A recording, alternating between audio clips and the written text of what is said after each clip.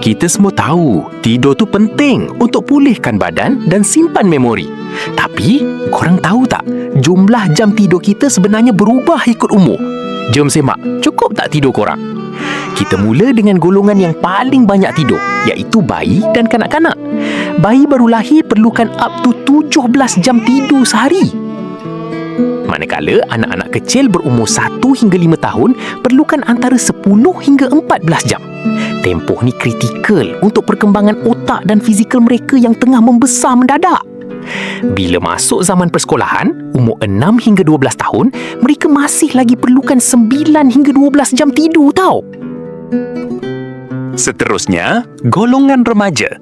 Korang perasan tak? Remaja suka tidur lambat dan bangun lambat. Itu normal dari segi biologi. Tapi, mereka tetap wajib dapatkan 8 hingga 10 jam tidur setiap malam untuk kekal fokus dekat sekolah.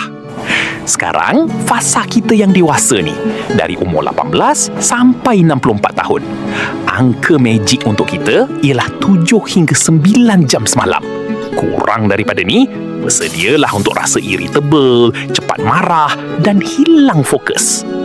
Bagi warga emas pula, keperluan tidur adalah 7 hingga 8 jam. Walaupun tidur mereka lebih mudah terjaga, kualiti dan kuantiti tetap sama penting. Tapi ingat, bukan jam tidur je penting, kualiti pun sama. Nak tidur berkualiti? Senang je. Pertama, jauhkan telefon pintar korang sekurang-kurangnya 30 minit sebelum tidur. Kedua, pastikan bilik korang gelap, sejuk dan sunyi. Jadi, korang dalam kategori umur yang mana?